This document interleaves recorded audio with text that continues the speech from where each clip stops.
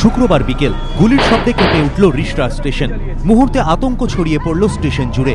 Police জানিয়েছে, দুষ্কৃতীদের গুলিতে জখম রিষড়া পুরসভার চেয়ারম্যান ইন কাউন্সিল বিজয় মিশ্র। তৃণমূল নেতার দাবি, এদিন বিকেলে হাওড়া থেকে আপ ব্যান্ডেল লোকালে মাকে নিয়ে ফিরছিলেন তিনি। অভিযোগ, ট্রেন রিষড়া স্টেশনে ঢুকতেই তাকে লক্ষ্য করে গুলি চালায় 2-3 জন দুষ্কৃতী। কোনো ক্রমে ট্রেন থেকে নেমে ওই ট্রেনেরই অন্য একটি কামরায় উঠে পড়েন বিজয় মিশ্র। অভিযোগ, ফের তাকে লক্ষ্য করে গুলি চালায় দুষ্কৃতীরা। গুলিবিদ্ধ অবস্থায় ট্রেন থেকে লাফ দেন তৃণমূল নেতা। তারপর রিষড়া থানায় পৌঁছন। পুলিশ তাকে হিন্দ মোটরের একটি নার্সিং হোমে ভর্তি করে।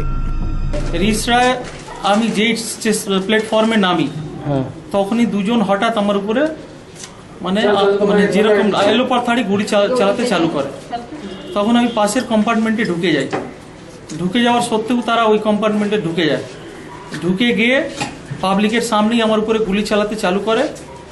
আমি তখনই আমার দুটো গুলি লাগে। ওইখান থেকে নেমে ট্রেন থেকে হয়ে আমি থানায় যাই।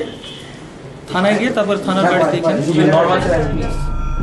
কিন্তু কে হামলা চালালো এই তৃণমূল নেতার ওপর? প্রাথমিক তদন্তের পর পুলিশের অনুমান, ঘটনার পেছনে এলাকায় কুখ্যাত দুষ্কৃতী রমেশ মাহাতোর সঙ্গীরাই। হুব্বা শ্যামল নামে এক দুষ্কৃতী খুনের অভিযোগে রমেশ গত 2 বছর ধরে জেলে। পুলিশের ধারণা, এলাকায় সন্ত্রাসের পরিবেশ তৈরি করে পরোক্ষে পুলিশের ওপর চাপ তৈরি করতে চাইছে রমেশ ও তার সহযোগীরা। যদিও তৃণমূল কংগ্রেসের সাধারণ সম্পাদক মুকুল রায়ের অভিযোগ, ঘটনার নেপথ্যে সিপিএম আশ্রিত দুষ্কৃতীরা। এই দুষ্কৃতিকারীরা সিপিএম আশ্রিত দুষ্কৃতকারী বলেই বিজয় আমাকে প্রাথমিকভাবে জানিয়েছে।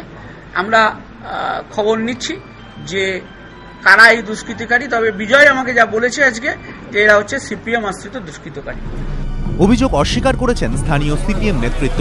স্থানীয় বাসিন্দাদের অভিযোগ, বেশ কিছুদিন ধরে এলাকায় দুষ্কৃতীদের দৌরাত্ম্য বেড়েছে। কিছুদিন আগেই গুলিবিদ্ধ হন এক তৃণমূল কর্মী। এবার টার্গেট একেবারে খোদ তৃণমূল নেতা। পুলিশের ভূমিকা নিয়ে প্রশ্ন তুলছেন বাসিন্দারা। সৌরভ বন্দ্যোপাধ্যায়, এবিপি আনন্দ, হুগলি।